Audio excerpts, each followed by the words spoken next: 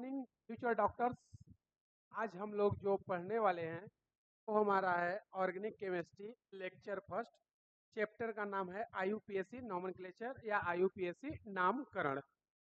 तो जो IUPAC nomenclature या आईयूपीएसी नामकरण है, हम लोग बहुत मीडियम हिंदी और इंग्लिश दोनों को कवर करके चलेंगे। हिंदी वालों को भी दिक्कत नहीं होगा, ना तो इंग्लिश वालों को। मेनली जो हम लोग देखने वाले हैं इसमें नीट, जेई, आईसीआर, बीएचयू के एग्जाम से रिलेटेड टाइप्स के क्वेश्चन को हम लोग इजीली सॉल्व कर सकते हैं। तो हम लोग चैप्टर पढ़ने वाले क्या हैं, आईयूपीएसी नॉमेनक्लेचर लेक्चर फर्स्ट है ऑर्गेनिक केमिस्ट्री। क्लियर है सभी को? तो एक बार फिर से again good morning future doctors and engineers. चलिए आगे हम लोग स्टार्ट करते हैं अपने लेक्चर्स को। चलिए भाई, हमारा है फुल फॉर्म ऑफ आईयूपीएसी। पहला ही टर्म क्या है, full form of IUPAC. IUPAC का फुल फॉर्म क्या होता है? International union of pure and applied chemistry. International union of pure and applied chemistry. तो ये आईयूपीएसी का फुल फॉर्म है।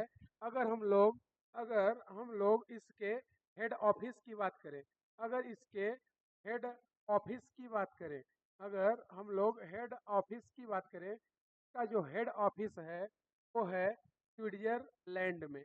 कहाँ है? स्विट्जरलैंड में। कहाँ है? स्विट्जरलैंड में। स्विट्जरलैंड में कहाँ? एक प्लेस है, उस प्लेस का नाम है जेनेवा। प्लेस का नाम है जेनेवा। तो अगर आईयूपीएसी के फुल फॉर्म की बात करें तो आईयूपीएसी का फुल फॉर्म क्या होता है? International union of pure and applied chemistry. इसकी हेड ऑफिस कहाँ है? स्विट्जरलैंड एक कंट्री है, कंट्री में एक प्लेस है जेनेवा, वहाँ पर इसकी हेड ऑफिस या हेड क्वार्टर है। क्लियर है क्या? अरे सभी को क्लियर है? हाँ ना बोल भाई। अरे सभी को समझ आ रहा है? चलिए आगे देखते हैं। Father of chemistry. Father of chemistry, रसायन विज्ञान के जनक। फादर ऑफ केमिस्ट्री, रसायन विज्ञान के जनक। तो फादर ऑफ केमिस्ट्री जो अपनी केमिस्ट्री है, इसमें तीन पार्ट हैं। एक तो है ऑर्गेनिक, एक है इनऑर्गेनिक और एक है फिजिकल। तो हम लोग कौन सा पढ़ रहे हैं? ऑर्गेनिक। तो पहले देख लेते हैं केमिस्ट्री के फादर, फिर ऑर्गेनिक के देखते हैं। तो फादर ऑफ केमिस्ट्री या रसायन विज्ञान के जनक कौन है? एंटोनी लेवोसियर। कौन है? एंटोनी लेवोसियर। फिर उसके बाद हम लोग और केमिस्ट्री में या रसायन विज्ञान में मेनली कौन सा पॉइंट पढ़ने वाले हैं? Organic chemistry. रसायन विज्ञान में मेनली ऑर्गेनिक केमिस्ट्री या कार्बनिक रसायन के बारे में पढ़ने वाले हैं। तो अगर हम लोग बात करें फादर ऑफ ऑर्गेनिक केमिस्ट्री की, फादर ऑफ ऑर्गेनिक केमिस्ट्री या रसायन विज्ञान के जनक या कार्बनिक रसायन विज्ञान के जनक, वो कौन है? Friedrich Wohler. कौन है? Friedrich Wohler. वो कौन है? Friedrich Wohler. तो अब होलर जो हैं, जो होलर भाई साहब थे, उनको क्यों बोलते हैं फादर ऑफ ऑर्गेनिक केमिस्ट्री? तो उसके पीछे लॉजिक है। लॉजिक क्या है? जो होलर साहब थे, इन्होंने क्या किया था? अमोनियम साइनेट ले लिया था। क्या ले लिया था? Ammonium cyanate. क्या ले लिया था? Ammonium cyanate. और इस अमोनियम साइनेट को उन्होंने कुछ किया। अरे चाटा नहीं था भाई। अमोनियम साइनेट को चाटा जाएगा क्या? कैसे गधों जैसे बात कर रहे हो तुम लोग? अमोनियम साइनेट को उन्होंने चाटा नहीं था। अमोनियम साइनेट को उन्होंने हीट किया था, गर्म किया था। और अमोनियम साइनेट को जब उन्होंने हीट किया या गर्म किया तो इससे बना था यूरिया। क्या बना था भाई? यूरिया। क्या बना था? यूरिया। कौन बना था? यूरिया। यूरिया। कौन बना था? यूरिया। कौन बना था? यूरिया। तो उन्होंने अमोनियम साइनेट को हिट कर दिया। हिट करने से बन गया यूरिया। किसको हिट किया था? अमोनियम साइनेट को। किसको? अमोनियम अमोनियम साइनेट को। अमोनियम साइनेट को। तो अमोनियम साइनेट को उन्होंने हिट किया था और इससे बना लिया था यूरिया। इसलिए इसलिए होलर साहब, जो होलर साइंटिस्ट थे, उनको हम लोग बोलते हैं ऑर्गेनिक केमिस्ट्री के पापा। क्या बोलते हैं, ऑर्गेनिक केमिस्ट्री के पापा। यानी कार्बनिक रसायन के पापा कौन है, फ्रेडरिक होलर। क्यों है, तो उसका हमने रीजन या लॉजिक बता दिया। क्या, अमोनियम साइनेट। अमोनियम साइनेट को उन्होंने चाटा नहीं था, क्या किया था, हीट किया था। क्या किया था भाई, हीट किया था। और हीट करने से क्या मिला था, यूरिया का फॉर्मेशन हुआ था। और इसी तरह अगर हम लोग बात करें तो जो यूरिया है ये फर्स्ट ऑर्गेनिक कंपाउंड था। ये जो यूरिया है ये फर्स्ट ऑर्गेनिक कंपाउंड भी था। तो ये देखो हमने हमने ये पॉइंट बता रखा है। क्या, प्रथम कार्बनिक यौगिक urea, first organic compound urea था। कौन था, यूरिया। तो यूरिया को डिस्कवर्ड किसने किया था, या इसका फॉर्मेशन या इसका प्रिपरेशन किसने किया था, होलर साहब ने किया था। किसने किया था भाई, होलर साहब ने किया था। तो फर्स्ट ऑर्गेनिक कंपाउंड कौन है, यूरिया। इसको डिस्कवर्ड किसने किया या प्रिपेयर्ड किसने किया, होलर साहब ने। इसलिए होलर साहब को हम लोग क्या बोलते हैं, फादर ऑफ ऑर्गेनिक केमिस्ट्री या कार्बनिक रसायन के जनक। चलिए थोड़ा सा आगे बात को बढ़ाते हैं। अगला हमारा जो पॉइंट है वो है कार्बनिक यौगिक या ऑर्गेनिक कंपाउंड। तो अगर ऑर्गेनिक कंपाउंड की बात करें तो पहले डेफिनेशन थोड़ा सा देख लेते हैं कि क्या होता है, व्हाट इज ऑर्गेनिक कंपाउंड या कार्बनिक रसायन क्या होता है। तो देखना हमने लिखा है, a hydrocarbon is an organic compound consisting entirely of hydrogen and carbon.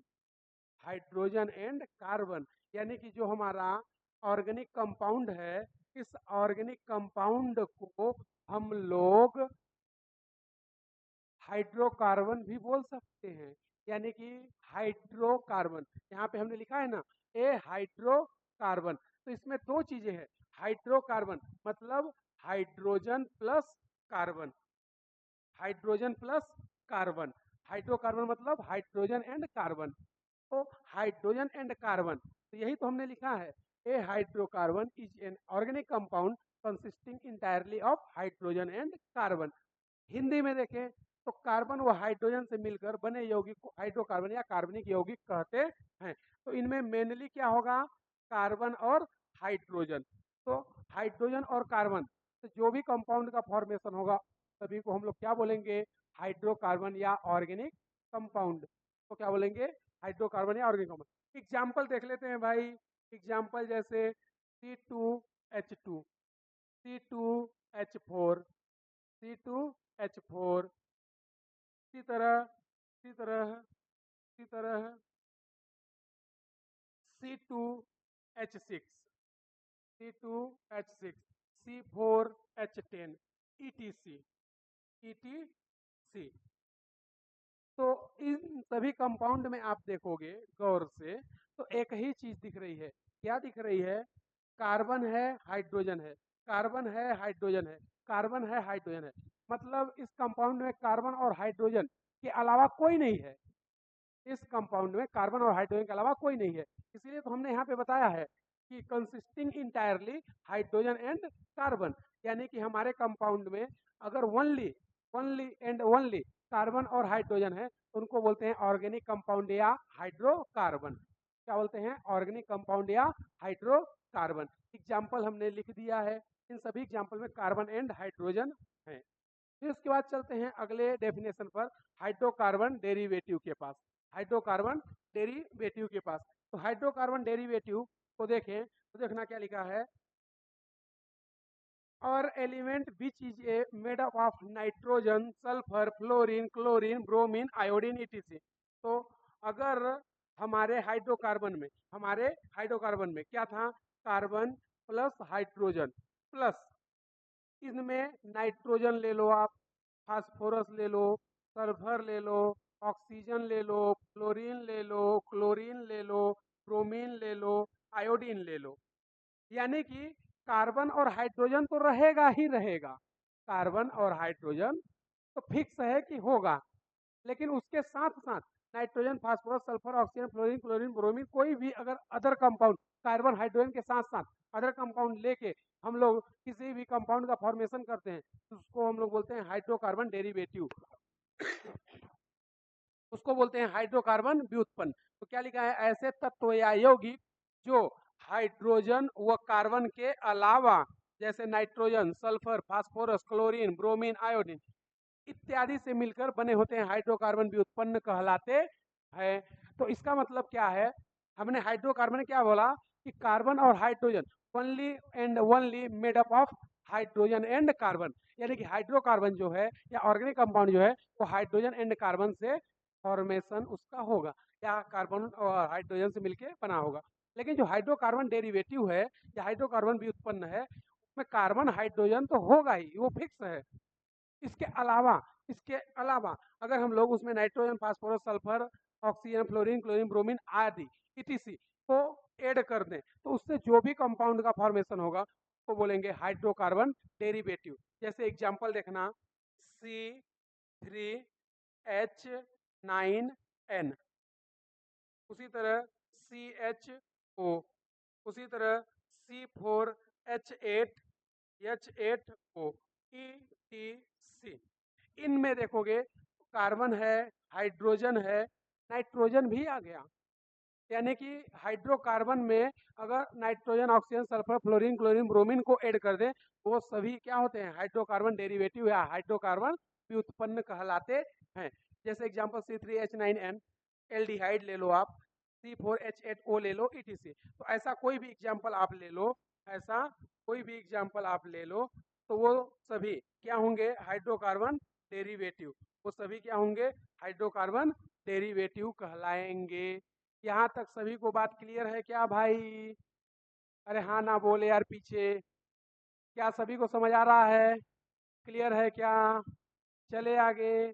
तो आगे दो टर्म है क्या, फर्स्ट ऑर्गेनिक कंपाउंड या प्रथम कार्बनिक यौगिक। तो हमने पहले ही अभी बताया था कि होलर साहब को फादर ऑफ ऑर्गेनिक केमिस्ट्री या कार्बनिक रसायन का जनक बोलते हैं। क्यों? क्योंकि उन्होंने अमोनियम साइनेट को चाटा नहीं था बल्कि अमोनियम साइनेट को हिट कर दिया था और उससे बन गया था यूरिया। जो अपना फर्स्ट ऑर्गेनिक कंपाउंड या प्रथम कार्बनिक यौगिक है वो कौन था, यूरिया। वो कौन था, यूरिया। अब कभी कभी यूरिया को समटाइम्स यूरिया को ऐसे लिख देते हैं, समटाइम्स यूरिया को ऐसे लिख दिया जाता है। तो देखोगे ये और ये सेम चीज है भाई, NH2 NH2। तो NH2 किधर है, दो है, कितने हैं, दो। तो हमने लिख दिया NH2 का होल ट्वाइस CO। तो यही लिखा है NH2 CO NH2। तो NH2 कितना है, 2 टाइम्स। तो हमने लिख दिया NH2 का होल ट्वाइस CO। तो यूरिया को कभी कभी ऐसा भी लिख दिया जाता है, तो परेशान होने वाली बात नहीं है। फिर आगे देखते हैं सेकेंड कार्बनिक यौगिक या सेकेंड ऑर्गेनिक कंपाउंड या द्वितीय कार्बनिक यौगिक। वो कौन था, एस्टिक एसिड। वो कौन था, एस्टिक एसिड। एस्टिक एसिड का फार्मूला क्या होता है भाई, सभी को क्लियर होना चाहिए, CH3COOH। एस्टिक एसिड का फार्मूला क्या होता है, CH3COOH। क्या होता है, CH3COOH। सभी को क्लियर है क्या? अरे यस या नो बोल भाई, क्या सभी को क्लियर है क्या? यहाँ तक की बातें सभी को समझ में आ गई? क्या आगे चल सकते हैं? अरे भाई बोल, सभी को क्लियर है? चले आगे, चलिए फिर आगे चलते हैं। जिनको नोट करना है वो नोट करे, या जिनको स्क्रीनशॉट लेना है वो स्क्रीनशॉट ले ले। 10 सेकेंड का टाइम है, जल्दी से जल्दी करें।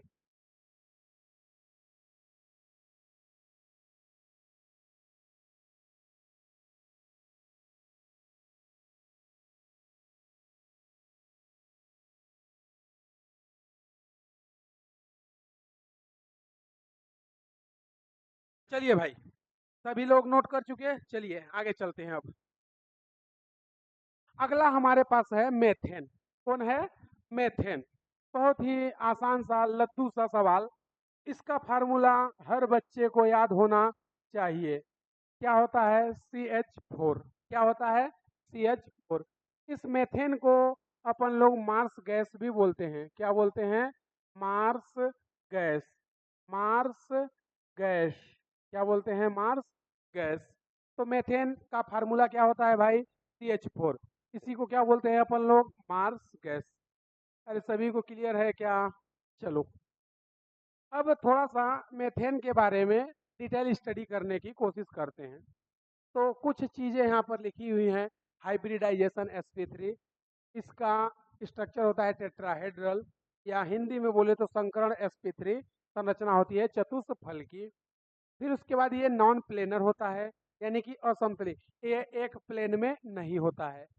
अब बोलोगे ये कैसे हमें पता चलेगा कि हाइब्रिडाइजेशन sp3 ही होता है और ये नॉन प्लेनर होता है? तो बहुत ही इजी है, थोड़ा सा देखते हैं इसके स्ट्रक्चर को। तो आ जाओ भाई स्ट्रक्चर के पास। तो देखना, हमने क्या किया, हमने हाइब्रिडाइजेशन निकालने का ट्रिक देखा। हमने हाइब्रिडाइजेशन हमने हाइब्रिडाइजेशन हाइब्रिडाइजेशन या संकरण हाइब्रिडाइजेशन या संकरण का ट्रिक देखा कि कैसे हाइब्रिडाइजेशन निकालते हैं। देखो दो ट्रिक है। ऑर्गेनिक में हम लोग जनरली जो अभी ट्रिक बताने वाले हैं वो यूज करते हैं। इनऑर्गेनिक का ट्रिक थोड़ा सा इससे अलग है, क्योंकि वहाँ पर इनऑर्गेनिक में जनरली बस देखो कौन सा कंपाउंड है और आंसर दे दो। ऑर्गेनिक में थोड़ा सा अलग टाइप से करते हैं। तो वो ट्रिक क्या है? वो ट्रिक बहुत ही आसान है।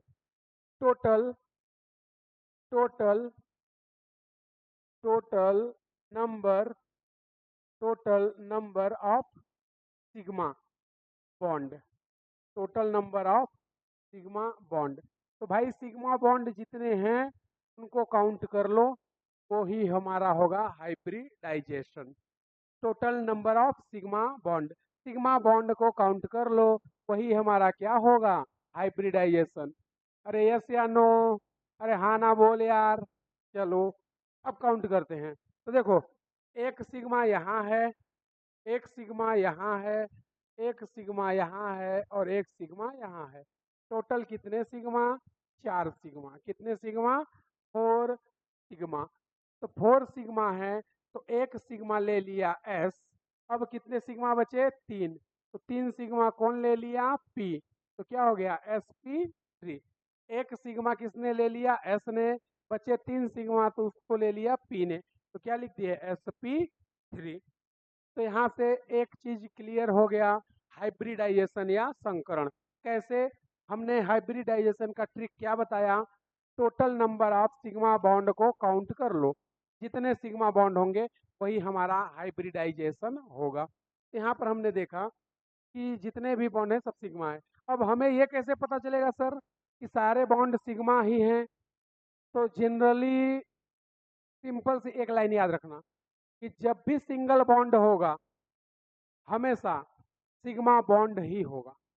अगर all bond are single bond, अगर all bond are single bond, if all bond are single bond, यानी सभी बंध सिंगल या एकल बंध हैं, तो बॉन्ड हमेशा सिग्मा ही होता है। अगर सभी बंध एकल बंध हैं या सिंगल बॉन्ड है तो हमेशा सिग्मा बॉन्ड ही होता है। इसलिए ये सारे बॉन्ड क्या होंगे? सिग्मा। तो पहला ट्रिक क्या? Hybridization, total number of sigma bond. तो हमने यहाँ पे देखा 4 सिग्मा, एक सिग्मा यस खा गया, 3 सिग्मा पी। तो क्या हो जाएगा? Hybridisation sp3। फिर उसके बाद जो इसकी स्ट्रक्चर है, इसका स्ट्रक्चर ये कैसा होता है? टेट्राहेड्रल या चतुष्फल की। तो वो हमने यहाँ पर दिखा रखा है, चतुष्फल की या टेट्राहेड्रल का है। फिर इसमें जो थर्ड पॉइंट है, नॉन प्लेनर। क्या बोल रहा है ये? नॉन प्लेनर या असमतलीय होता है। नॉन प्लेनर या असमतलीय होता है। तो नॉन प्लेनर या असमतलीय कैसे पता चलेगा? तो देखो इधर आ जाओ, ये दो बॉन्ड आपको दिख रहे हैं, लेकिन ये जो बॉन्ड है ये बॉन्ड एक्चुअल में होता है एबव द प्लेन। क्या होता है? Above the plane. ये होता है बिलो द प्लेन। और ये दोनों ही बॉन्ड क्या होते हैं? प्लेन में। मतलब ये जो ब्लैक या कंटिन्यूअसली ये लाइन है, ये दोनों ही क्या होते हैं? सेम प्लेन में। ये जो है एक, या इसको, इन दोनों में से किसी एक को आप एज्यूम कर सकते हैं कि ये क्या है? एबव द प्लेन और ये है बिलो द प्लेन। मतलब ये बोर्ड के बाहर बॉन्ड आ रहा है और ये बॉन्ड बोर्ड के अंदर जा रहा है। तो ये एबव द प्लेन होता है और ये बिलो द प्लेन। तो इसको हम लोग जनरली, इसको हम लोग बोलते हैं वेज, इसको हम लोग बोल देते हैं वेज, और इसको हम लोग बोल देते हैं डैश, इसको हम लोग बोल देते हैं डैश। तो एक वेज होता है और एक डैश, और ये दोनों सेम प्लेन में। तो देखोगे एक हो गया एबव द प्लेन, एक हो गया बिलो द प्लेन, और ये दो बॉन्ड क्या हो गए प्लेन में। इसलिए ये कैसा होता है नॉन प्लेनर, यानी कि ये 3D में है। ये कहाँ है 3D में है। ये कहाँ है भाई 3D में है। ये कहाँ है 3D में है। ये 2D में नहीं हो सकता। अगर 2D में होता तो फिर हम इसको ऐसा नहीं बनाते। इस ऐसा बनाने का लॉजिक ही ये था। अगर चाहते तो हम डायरेक्टली बता सकते थे, लेकिन हमने इसको ऐसा ही बनाया ताकि तुम्हें क्लियर समझ में आए कि ये 3D स्ट्रक्चर है, ये 2D स्ट्रक्चर नहीं है। आगे आ जाओ। फिर हम लोग देखते हैं बॉन्ड एंगल को। बॉन्ड एंगल या हिंदी में बोलते हैं बंध कोण। तो बॉन्ड एंगल ये भाई रटने वाली बात है, ये रटने वाली बात है। हालांकि निकालने के लिए निकाल सकते हो आप, निकालने के लिए निकाल सकते हो, कोई दिक्कत वाली बात नहीं है। लेकिन ये रटने वाली बात है कि sp3 हाइब्रिडाइजेशन का बॉन्ड एंगल कितना होता है। कितना 109.5 डिग्री। कितना होता है 109.5 डिग्री, या बोलते हैं 109 डिग्री 28 मिनट। तो यहाँ पर आप बॉन्ड एंगल दूसरा भी आपको देखने को मिल सकता है किसी बुक में, 109 डिग्री 28 मिनट, 109 डिग्री 28 मिनट। तो इसके दोनों ही बॉन्ड एंगल सही हैं। या आप बोल दो 109.5 डिग्री, या बोल दो 109 डिग्री 28 मिनट। तो ये इसका बॉन्ड एंगल, ये इसका क्या हो गया भाई बॉन्ड एंगल। फिर उसके बाद हम लोग चलते हैं परसेंटेज एस कैरेक्टर में। तो परसेंटेज एस कैरेक्टर हमने लिखा है 1/4 इंटू 100 इक्वल 25%। अब ये कौन सा लोचा है, ये कैसे निकालते हैं परसेंटेज एस कैरेक्टर, ये क्या लफड़ा आ गया। बहुत ही इजी है भाई, परसेंटेज सभी को निकालने आता है। चलो वो भी नहीं आता छोड़ो, भाड़ में जाने दो, मैं बता रहा हूँ कैसे करना है। देखो तो मैं क्या कर रहा हूँ, मैं इधर पे कर दे रहा हूँ, इधर पे, ये देखो इधर पे हमने हमने परसेंटेज एस कैरेक्टर का एक फार्मूला बना दिया। हमने परसेंटेज एस कैरेक्टर का फार्मूला बना दिया, क्या self self self by total, self by total into कर दो 100 से, इनटू कर दो 100 से। क्या सेल्फ बाई टोटल इनटू 100। जैसे आप लोग किसी एग्जाम को देते हो, तो एग्जाम में मान लो कि पेपर कितने का है 100 नंबर का, कितने मार्क्स के हैं 100 नंबर। आपने उस पेपर में मार्क्स कितने गेन किए 60 नंबर, 60 नंबर। तो परसेंटेज कैसे निकालते हैं, जो गेन किए हो डिवाइड टोटल मार्क्स इनटू 100। तो gain by total marks into 100। तो हमने क्या बोला self by total into 100। Apply करके देखते हैं कैसे। अब देखना हमारा हाइब्रिडाइजेशन, ये देखो क्या था sp3। तो यहाँ पर चलो लेके आते हैं इसको।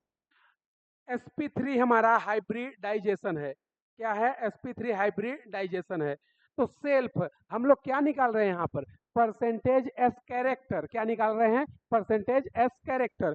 तो यहाँ पे एस कितना है एक, कितना है भाई एस एक। तो हमने क्या बोला सेल्फ डिवाइड टोटल, टोटल कितना है 4, एक यस है और 3 पी है, एक यस है और 3 पी है। हमने क्या बोला फार्मूला परसेंटेज एस कैरेक्टर का सेल्फ बाई टोटल। तो सेल्फ यानी एस, क्योंकि निकालना किसका है S character, percentage S character. तो यस कितना है एक, टोटल कितने हैं 4, एक यस है और 3 पी।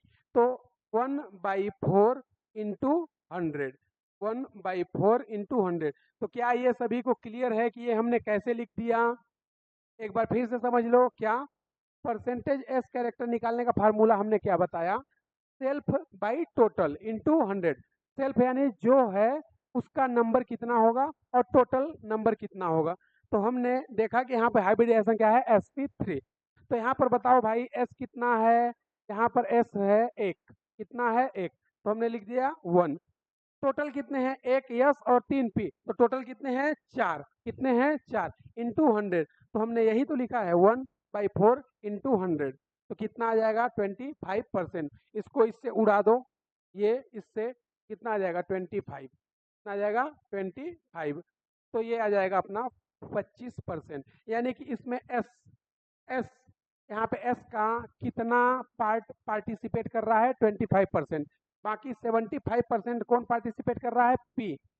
बाकी का 75% कौन पार्टिसिपेट कर रहा है, पी। तो एस का पार्टिसिपेट कितना हो गया, 25%, और पी कितना हो गया, 75%। अरे भाई 25%, टोटल कितना है, 100%। 100 में 25% माइनस कर दे तो कितना आ जाएगा, 75 नहीं आएगा। अरे हाँ ना बोले यार, टोटल कितना है, 100%। एस आ गया 25, तो 100 में 25 माइनस कर दे तो बचा कितना, 75%। तो वो 75% कौन लेगा, पी लेगा। यानी कि पी कितना कवर कर रहा है, 75%। एस कितना, 25%। क्लियर है क्या। फिर उसके बाद हम लोग थोड़ा सा आगे निकलते हैं और चलते हैं इलेक्ट्रॉनिक कॉन्फ़िगरेशन ऑफ कार्बन।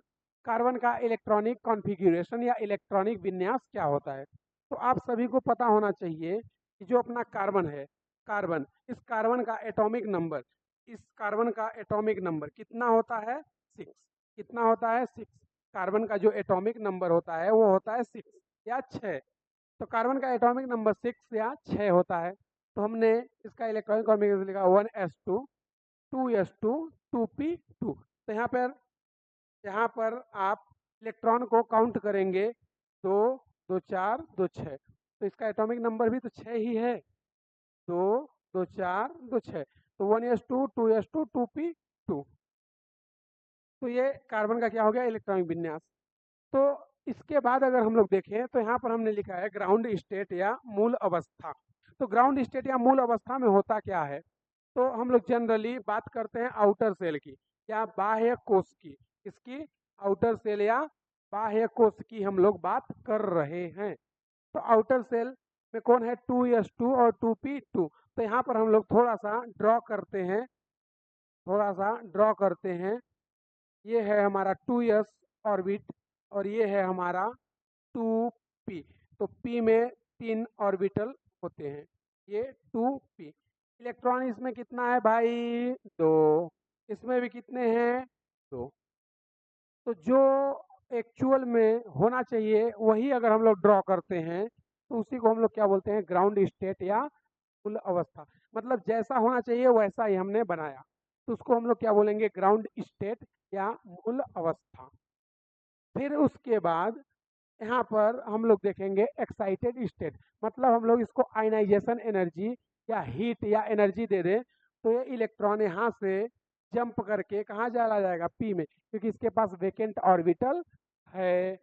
तो ये इलेक्ट्रॉन यहाँ से जंप करेगा और और और ये उत्तेजित अवस्था में आ जाएगा। तो देखना इधर, देखना हमने क्या किया, हमने ये लिया, ये लिया, और इधर पे ये लिया पी।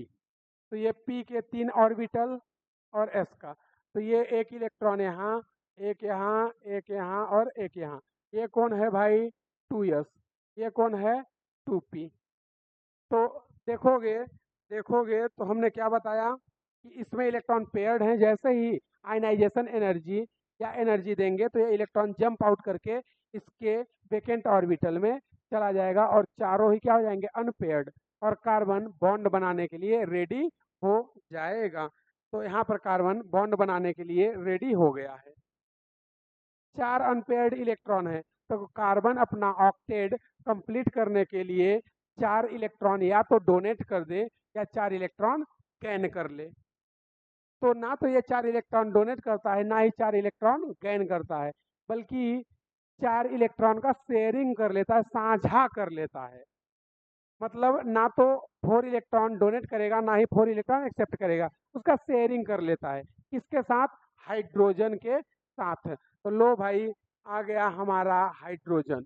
ये है हाइड्रोजन, ये है हाइड्रोजन, ये भी है हाइड्रोजन, और ये भी है हाइड्रोजन। तो ये हमारे हाइड्रोजन साहब आ गए, और हाइड्रोजन इनके साथ बॉन्डिंग कर लिया।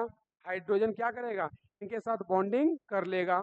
जब हाइड्रोजन इनके साथ बॉन्डिंग कर लेता है तो यहाँ से क्या करता है, यहाँ से देखना, अब यहाँ पर हाइड्रोजन ऐसे बॉन्डिंग कर लेगा तो यहाँ पर बन जाता है क्या, CH4 मेथेन।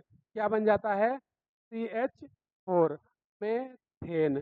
तो मेथेन कब बनता है, एक्साइटेड स्टेट में। तो हमने क्या बोला कि यहाँ पर इलेक्ट्रॉन ना तो डोनेट होते हैं ना ही गैन होते हैं, यहाँ पर इलेक्ट्रॉन की क्या होती है, शेयरिंग। कैसी शेयरिंग, इक्वल शेयरिंग। तो यहाँ पर हाइड्रोजन का भी ऑक्टेट कंप्लीट हो जाएगा और कार्बन का भी ऑक्टेट कंप्लीट हो जाएगा।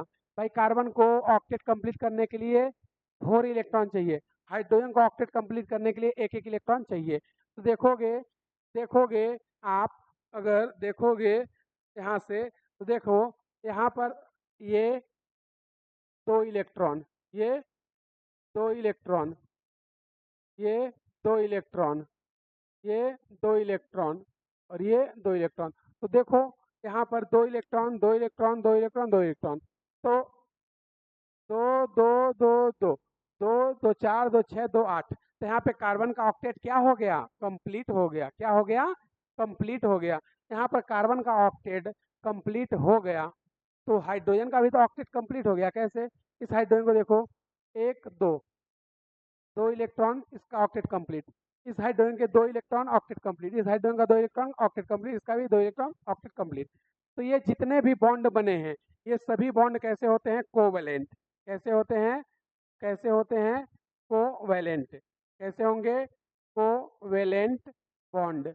कोवैलेंट बॉन्ड, हिंदी में इसको बोलते हैं सहसंयोजी बंध। सहसंयोजी बंध। कैसे बॉन्ड, सहसंयोजी बॉन्ड। कोवैलेंट बॉन्ड या सहसंयोजी बॉन्ड में होता क्या है, होता क्या है, इक्वल शेयरिंग। क्या होती है, इक्वल शेयरिंग। क्या होती है, इक्वल शेयरिंग। किसका, इलेक्ट्रॉन का। किसका, इलेक्ट्रॉन का। तो जब इक्वल शेयरिंग होगी तो यहाँ पर क्या बनेगा, सिग्मा। यहाँ भी सिग्मा, यहाँ भी सिग्मा, यहाँ भी सिग्मा। तो आपको क्लियर दिख रहा है कि ये एक बॉन्ड, एक बॉन्ड में कितने इलेक्ट्रॉन हैं, 2 इलेक्ट्रॉन हैं। एक बॉन्ड में कितने इलेक्ट्रॉन हैं, 2 इलेक्ट्रॉन हैं। तो टोटल बॉन्ड कितने हैं, 4 सिग्मा बॉन्ड। कितने, 4 सिग्मा बॉन्ड। तो इलेक्ट्रॉन कितने होंगे, 8 इलेक्ट्रॉन। भाई एक बॉन्ड, एक सिग्मा बॉन्ड इक्वल 2 इलेक्ट्रॉन। एक सिग्मा बॉन्ड इक्वल 2 इलेक्ट्रॉन। तो 4 सिग्मा बॉन्ड इक्वल 8 इलेक्ट्रॉन। भाई एक बॉन्ड में 2 इलेक्ट्रॉन, दूसरे में भी 2, तीसरे में 2, चौथे में भी 2। तो एक बॉन्ड में 2 इलेक्ट्रॉन, तो 4 बॉन्ड में 8 इलेक्ट्रॉन होते हैं। ये क्वेश्चन कई बार ऐसे नीट में और जेई में आया है कि सिग्मा बॉन्ड में टोटल इलेक्ट्रॉनों की संख्या। तो पहले आप टोटल सिग्मा बॉन्ड काउंट कीजिए और उसका डबल कर दीजिए, तो क्या हो जाएगा, इलेक्ट्रॉन की संख्या या इलेक्ट्रॉन का नंबर। तो यहाँ से एक bond equal two electron clear इसमें दिख रहा है।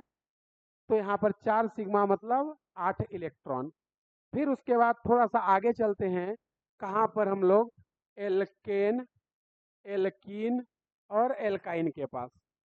तो एल्केन, एल्कीन, एल्काइन की अगर हम लोग बात करें तो यहाँ से बहुत ही क्लियर और सिंपल समझ में आ रहा है आपको।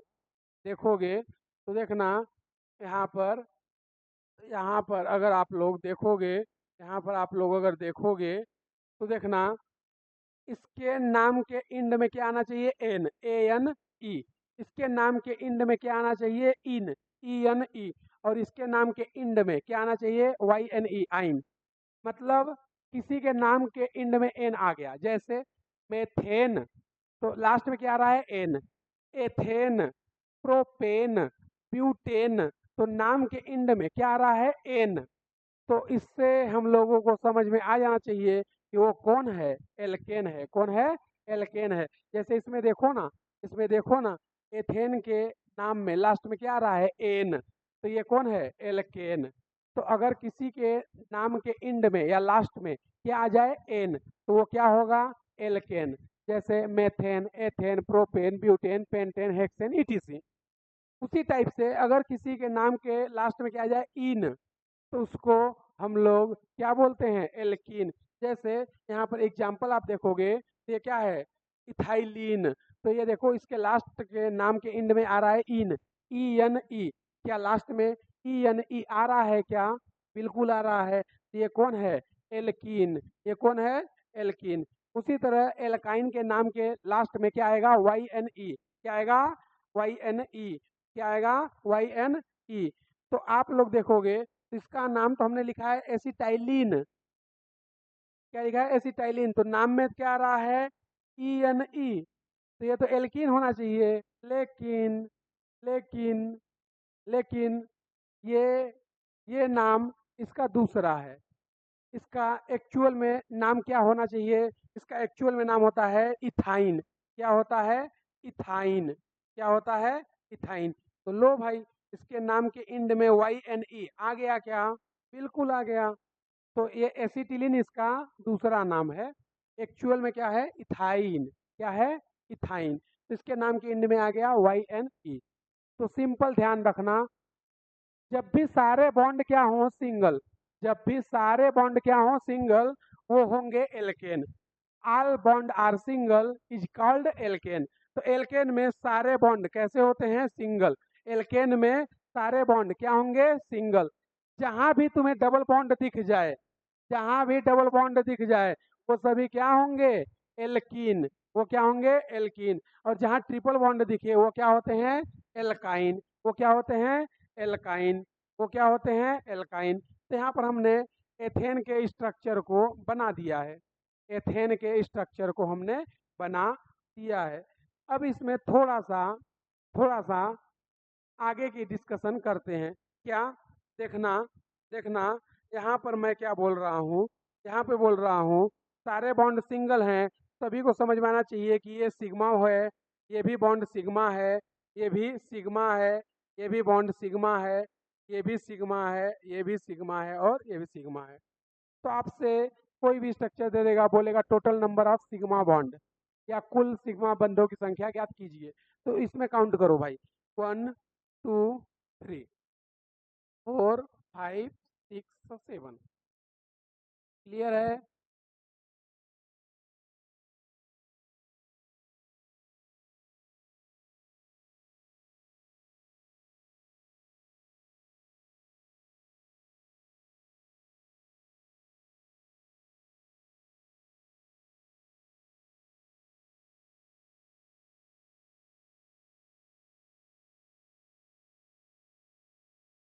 आ जाओ।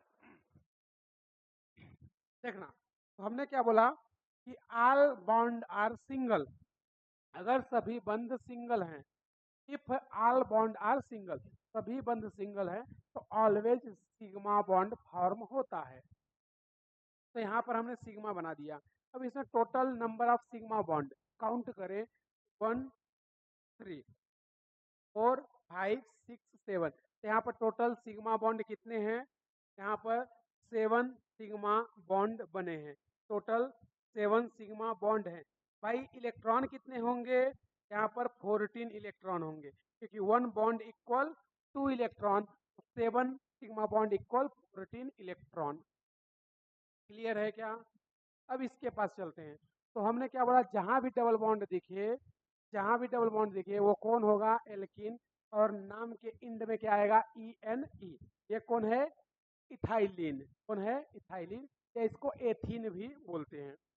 तो जहां भी डबल बॉन्ड दिखे, हमेशा हमेशा ये फिक्स है, एक बॉन्ड सिग्मा होगा तो दूसरा बॉन्ड पाई होता है। एक बॉन्ड सिग्मा है, दूसरा बॉन्ड पाई होता है, ये फिक्स है। अगर कभी भी डबल बॉन्ड मिल गया, एक बॉन्ड सिग्मा होगा तो एक बॉन्ड पाई होगा। बाकी जितने भी सिंगल बॉन्ड हैं वो सभी क्या होते हैं, सिग्मा। हमने क्या बताया, जितने भी सिंगल बॉन्ड होंगे वो सभी सिग्मा होते हैं। लेकिन जब डबल बॉन्ड आ जाए, एक बॉन्ड सिग्मा और दूसरा बॉन्ड पाई, तो यहाँ से क्लियर होना चाहिए सभी को कि ये बॉन्ड सिग्मा है, ये बॉन्ड भी सिग्मा है, ये बॉन्ड भी सिग्मा है, और ये बॉन्ड भी सिग्मा है। तो टोटल सिग्मा कितना हो गया, 1 2 3 4 5। तो यहाँ पर 5 सिग्मा प्लस 1 पाई बॉन्ड है, 1 पाई बॉन्ड है। ये सभी को क्लियर है क्या, हमने क्या बोला, जब भी सिंगल बॉन्ड दिखे वो सभी क्या होंगे, सिग्मा। और जहां पर डबल बॉन्ड दिख जाए, एक बॉन्ड सिग्मा होगा तो दूसरा क्या होगा, पाई। जरूरी नहीं है सिग्मा ऊपर ही हो पाई नीचे, आप पाई को ऊपर कर दे, सिग्मा को नीचे कर दे, कोई दिक्कत वाली बात नहीं है। अरे हाँ ना बोले यार। अरे सभी को समझ आ रहा है क्या? सभी को क्लियर है? अरे यस या नो? चले आगे, चलो आगे देखते हैं। अब आते हैं एसिटाइलिन पे। जब भी ट्रिपल बॉन्ड दिख जाए, जब भी ट्रिपल बॉन्ड दिख जाए, हमेशा ऑलवेज, ऑलवेज आपको याद रखना है कि ऊपर भी पाई होगा, नीचे भी पाई होता है, और बीच में होता है सिग्मा। कौन होता है बीच में? सिग्मा। और हमने बताया था जो भी सिंगल बॉन्ड होता है वो ऑलवेज सिग्मा ही कैरी करता है। तो यहाँ पर सिग्मा कितने हुए? 1 2 3। तो यहाँ पर 3 सिग्मा और पाई कितने हैं? 2। 3 सिग्मा पाई बॉन्ड। तो यहाँ पर टोटल 2 सिग्मा और 3 सिग्मा और 2 पाई है। जब कभी भी ट्रिपल बॉन्ड मिले तो 2 पाई 1 सिग्मा होता है। कभी भी ट्रिपल बॉन्ड मिले 2 पाई और 1 सिग्मा, ऊपर और नीचे पाई, बीच में होता है सिग्मा। और जब कभी भी डबल बॉन्ड मिले तो 1 सिग्मा और 1 पाई। और अगर सिंगल बॉन्ड मिले तो सारे बॉन्ड सिग्मा ही होते हैं। यानी कि कहीं भी सिंगल बॉन्ड मिले, आंख बंद करो, चुपचाप सिग्मा ठोक दो। अरे क्लियर है क्या भाई? सभी को समझ आ रहा है? एक बार फिर से बता दे रहे हैं क्या? जो एल्केन है उनके नाम के इंड में क्या आएगा? एन। ये कौन है? इथेन। लास्ट में क्या आ रहा है? एन। हमने क्या बोला? जब सारे बॉन्ड क्या होंगे? सिंगल, तो हमेशा ऑलवेज क्या बनेगा? Sigma. One bond equal 2 electron. हमने ये देखो यहाँ पर बता रखा है क्या? One bond equal 2 electron. तो यहाँ पर सिग्मा कितने हैं? 7 सिग्मा बॉन्ड। तो इलेक्ट्रॉन कितने हो जाएंगे? 14 इलेक्ट्रॉन। जब कभी भी पाई या डबल बॉन्ड मिल जाए तो डबल बॉन्ड का मतलब एल्कीन है वो, के नाम के इंड में इन आना चाहिए। लेकिन ये ऑलवेज हो ऐसा जरूरी नहीं है, क्योंकि जब आप साइक्लो कंपाउंड में जाओगे वहां पर सीन चेंज हो जाता है, वहां पर सीन चेंज हो जाता है थोड़ा सा। तो जब भी हमने डबल बॉन्ड मिले, एक बॉन्ड सिग्मा होगा तो दूसरा पाई होगा, एक बॉन्ड सिग्मा होगा तो दूसरा पाई होगा। तो यहाँ पर 5 सिग्मा है और 1 पाई है। उसी तरह ट्रिपल बॉन्ड में 2 पाई होते हैं और 1 सिग्मा होता है। 2 पाई और बीच वाला सिग्मा। तो टोटल सिग्मा यहाँ कितने हैं? 3 सिग्मा और 2 पाई।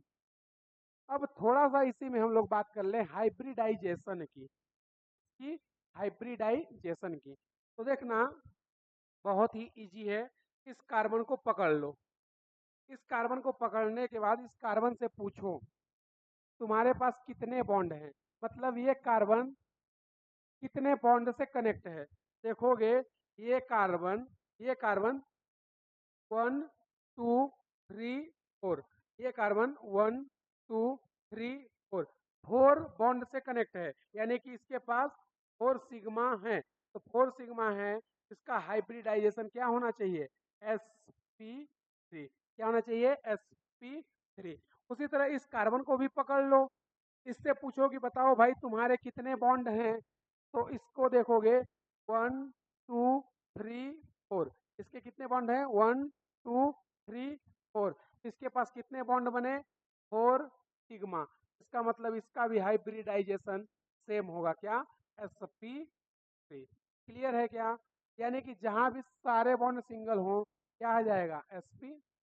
लेकिन जब कभी भी तुम्हें डबल बॉन्ड दिख जाए, जहां दिखा डबल बॉन्ड का हाइब्रिडाइजेशन क्या होता है? sp2। क्या होता है? sp। तो हमने ट्रिक तो बताई है हाइब्रिडाइजेशन की, अभी बताई थी, देखो अभी बताई थी हाइब्रिडाइजेशन की trick. Total number of sigma bond, total number of sigma bond, sigma bond कितने हैं काउंट कर लो, वही उसका क्या होगा? हाइब्रिडाइजेशन। वही उसका क्या होगा? हाइब्रिडाइजेशन। इसमें काउंट करो, इस कार्बन का, इस कार्बन का काउंट करो, सिग्मा कितना है? 1 2 3। कितना है? 1 2 3। तो इस कार्बन से कितने सिग्मा हैं? 3 कनेक्टेड। तो 3 सिग्मा है। अगर इस कार्बन से 3 सिग्मा अटैच हैं, एक एस और 2 पी, तो क्या हो गया? sp। उसी तरह अगर इस कार्बन को ले लो, तो इस कार्बन से कितने सिग्मा? 1 2 और 3। तो इसका भी हाइब्रिडाइजेशन क्या हो गया? sp2।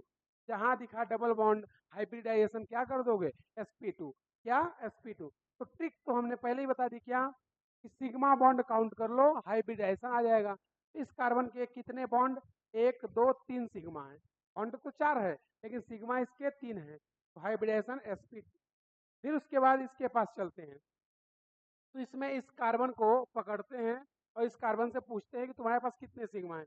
कार्बन के पास देखोगे एक सिग्मा ये है, दूसरा सिग्मा ये है, इसके पास कितने सिग्मा, 2 सिग्मा। इसका हाइब्रिडाइजेशन क्या हो जाएगा, sp। क्या हो जाएगा, sp। या इसको देख लो एक बार फिर से, इसके पास कितने सिग्मा, एक ये और दूसरा ये, तो इसके पास भी 2 सिग्मा, कितना, 2 सिग्मा। इसका हाइब्रिडाइजेशन क्या हो जाएगा, sp। क्या हो जाएगा, sp। अरे ये सभी को क्लियर है क्या, अरे हाँ ना बोले यार, सभी को क्लियर है क्या। तो जिनको स्क्रीनशॉट करना है फट से स्क्रीनशॉट करें और आगे चलें। 1 2 3 4 5, चलो भाई आगे चलते हैं। अब देखना जो भी हमने एल्केन एल्किन एल्काइन में पढ़ा उसी को समराइज कर रहे हैं। देखना बहुत इजी, नाम के इंड में क्या आना चाहिए, एन। नाम के इंड में क्या आना चाहिए भाई, एन। इसी तरह एल्कीन के नाम के इंड में क्या आएगा, इन। इसी तरह एल्काइन के नाम के इंड में क्या आएगा, आइन। तो देखना एल्केन, एल्केन में सारे बॉन्ड क्या होते हैं भाई, सिंगल। सारे बॉन्ड क्या होते हैं भाई, सिंगल। तो हाइब्रिडाइजेशन क्या होगा, sp3। हाइब्रिडाइजेशन क्या होगा, sp3। और sp3 की जियोमेट्री या स्ट्रक्चर आपको याद रखना है। कैसा होता है, टेट्राहेड्रल या चतुष्फलकी। कैसा होता है, टेट्राहेड्रल या चतुष्फलकी। फिर आगे बात करते हैं, हमने अभी बताया था मेथेन के बारे में। कैसा होता है टेट्राहेड्रल स्ट्रक्चर, नॉन प्लेनर या असमतली। कैसा होता है, नॉन प्लेनर या असमतली। फिर उसके बाद देखते हैं बॉन्ड एंगल या बंध कोण। शॉर्ट में इसको हम लोग अब आगे से हमेशा क्या बोलेंगे, पी ए। क्या बोलेंगे, पी ए, या बॉन्ड एंगल या बंध कोण, पी ए। बॉन्ड एंगल अभी हमने बताया था, या तो आप बोल दो 109.5 डिग्री, या बोल दो 109 डिग्री 28 मिनट, 109 डिग्री 28 मिनट। फिर इसका सिग्मा बॉन्ड, तो इसमें 7 सिग्मा है। भाई आ जाओ वापस थोड़ा सा पीछे, ये देखो अभी इसमें हमने दिखाया था सिग्मा कितने हैं, 7। पाई एक भी नहीं है, पाई इसमें 0 है, तो इसमें सिग्मा बॉन्ड कितने हैं, 7। सिग्मा बॉन्ड कितने हैं, 7। Pi bond 0। अगला बॉन्ड लेंथ की बात करते हैं, बंध लंबाई की। शॉर्ट में इसको क्या बोलेंगे, बीएल। क्या बोलेंगे, बीएल। तो हमेशा ध्यान रखना, जब भी कार्बन और कार्बन के बीच में क्या हो, सिंगल बॉन्ड। जब भी कार्बन और कार्बन के बीच में क्या हो, सिंगल बॉन्ड।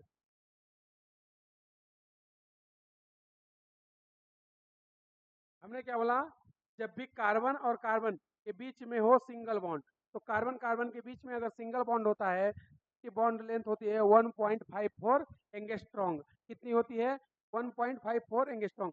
लेकिन ध्यान रखना, कार्बन कार्बन के बीच की डिस्टेंस है, ये कार्बन हाइड्रोजन के बीच में मत कर देना। कार्बन हाइड्रोजन के बीच की डिस्टेंस 1.54 नहीं होगी, 1.54 एंगस्ट्रॉन्ग। ये बॉन्ड लेंथ या बंध लंबाई किसके बीच है, कार्बन बिटवीन कार्बन। फिर इसके बाद ई की बात करते हैं।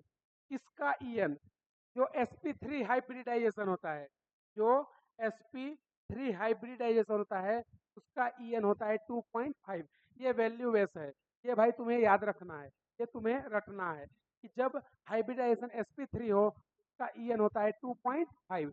का ई कितना होता है, 2.5। आगे आ जाओ, फिर चलते हैं एल्कीन के पास। एल्कीन के पास, एल्कीन के पास तो अभी हमने बताया, ये देखो एल्कीन का हाइब्रिडाइजेशन क्या है, sp2। कितने सिग्मा है, 5 सिग्मा। पाई कितना है, 1। तो देखना इधर, देखना इधर, हाइब्रिडाइजेशन क्या है, sp2। हाइब्रिडाइजेशन क्या है, sp2। इसका स्ट्रक्चर कैसा होता है, ट्राइगोनल प्लेनर। हिंदी में बोलते हैं त्रिकोणीय समतली। यहाँ पर ध्यान रखो, ये कैसा है, प्लेनर है, ये प्लेनर है। जबकि ये कैसा था, नॉन प्लेनर या असमतलीय। क्या था, नॉन प्लेनर। जबकि ये कैसा है, प्लेनर है। उसी तरह आगे में देखते हैं बॉन्ड एंगल या बी ए की। तो इसका बॉन्ड एंगल फिक्स 120 डिग्री होता है। जहां भी तुम्हें हाइब्रिडाइजेशन क्या दिख जाए, हाइब्रिडेशन क्या दिख जाए, sp2, उसका बॉन्ड एंगल क्या होगा, 120 डिग्री। कितना होता है, 120 डिग्री। स्ट्रक्चर या उसकी जियोमेट्री कैसी होती है, ट्राइगोनल प्लेनर। प्लेनर होता है, ये याद रखना जरूरी है। ये कैसा होता है भाई, प्लेनर। कैसा होता है, प्लेनर। Bond angle 120 degree. फिर सिग्मा बॉन्ड 5 और पाई बॉन्ड 1। अभी हमने पीछे देखा था कि सिग्मा बॉन्ड कितने थे 5 और पाई बॉन्ड कितने थे 1।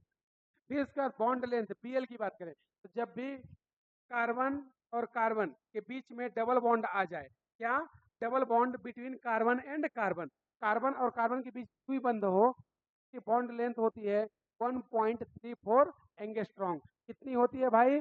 1.34 एंगस्ट्रॉन्ग। कितनी होती है? 1.34 एंगस्ट्रॉन्ग। ये ध्यान रखना, कार्बन और कार्बन के बीच में होना चाहिए। अगर अगर अगर ये कार्बन और ऑक्सीजन के बीच है तो फिर ये बंध लंबाई 1.34 एंगस्ट्रॉन्ग नहीं होगी। ये फिर लंबाई 1.34 एंगस्ट्रॉन्ग नहीं होगी। ये मेनली कार्बन और कार्बन के बीच की बात की जा रही है। और उसी तरह अगर हाइब्रिडाइजेशन क्या है? sp2। क्या है? sp2। तो उसका En फिक्स होता है कितना? 0.75। कितना होता है? 0.75। आगे देखना, अब चलते हैं हम लोग एल्काइन के पास। किसके पास? एल्काइन के पास। तो एल्काइन में अभी हमने देखा था, ये देखो अभी हमने देखा था इसका हाइब्रिडाइजेशन क्या है? sp। क्या है? sp। इसमें कितने सिग्मा है? 3 सिग्मा और 2 पाई। वापस आ जाओ। ये देखो इसका हाइब्रिडाइजेशन sp। स्ट्रक्चर या जियोमेट्री कैसी होती है? लीनियर। कैसी होती है? रेखीय। ध्यान रखो, ये भी कैसा होता है? प्लेनर। ये भी कैसा होता है? प्लेनर। ये भी कैसा होता है? प्लेनर। ये भी प्लेनर होता है भाई। तो sp और sp2 दोनों ही होते हैं प्लेनर, बट sp3 होता है नॉन प्लेनर। sp3 होता है नॉन प्लेनर, जबकि sp2 और sp दोनों ही कैसे होते हैं? प्लेनर। इसकी जियोमेट्री कैसी होती है? लीनियर या रेखीय। बॉन्ड एंगल या बंद कोण की बात करें 180 डिग्री होता है भाई। ये फिक्स है, ये याद आपको रखना है। कैसे? कैसे? जैसे देखो, ये हमारे पास एक कंपाउंड है, ये हमारे पास एक ए, इससे इधर जुड़ा है बी और इधर भी जुड़ा है बी। तो ये देखो ना, ये क्या 180 का एंगल नहीं बन रहा है क्या? ये 180 का एंगल नहीं बन रहा है क्या? बिल्कुल। बॉन्ड एंगल कितना होता है? 180 डिग्री। कितना होता है? 180 डिग्री। फिर उसके बाद सिग्मा बॉन्ड कितने? 3 और पाई बॉन्ड 2। बॉन्ड लेंथ की बात करें तो कितना होता है? 1.20। कार्बन कार्बन के बीच में क्या हो? ट्रिपल बॉन्ड, मतलब triple bond between carbon and carbon. अगर कार्बन और कार्बन के बीच में ट्रिपल बॉन्ड हो, की डिस्टेंस होती है 1.20 एंगस्ट्रॉन्ग, या उसकी बॉन्ड लेंथ होती है 1.20 एंगस्ट्रॉन्ग। और जब कभी भी हाइब्रिडाइजेशन sp तुम्हें दिख जाए, का En फिक्स है। कितना होता है? 3.5 एंगस्ट्रॉन्ग। ये सभी को क्लियर है क्या? ये सारा चीज हम लोग पीछे से रिलेट किए हैं भाई। ये सारा चीज पीछे से रिलेट किए हैं कि ये सब कैसे आ रहा है। और इसमें कुछ वैल्यू, कुछ चीजें तुम्हें याद रखनी है। जैसे बॉन्ड लेंथ याद रखना है, En sp2 का कितना होता है याद रखना है, sp2 की जियोमेट्री कैसी होती है याद रखना है, sp2 का बॉन्ड एंगल कितना है याद रखना है। ये इंफॉर्मेशन सभी का याद रखना है, चाहे वो sp हो, sp2 हो, sp3 हो। Bond angle, bond length, electronegativity En, ये याद होना सभी का जरूरी है। अरे क्लियर है क्या भाई? चलो, सभी को क्लियर है? ठीक है, फिर आगे देखते हैं क्या है।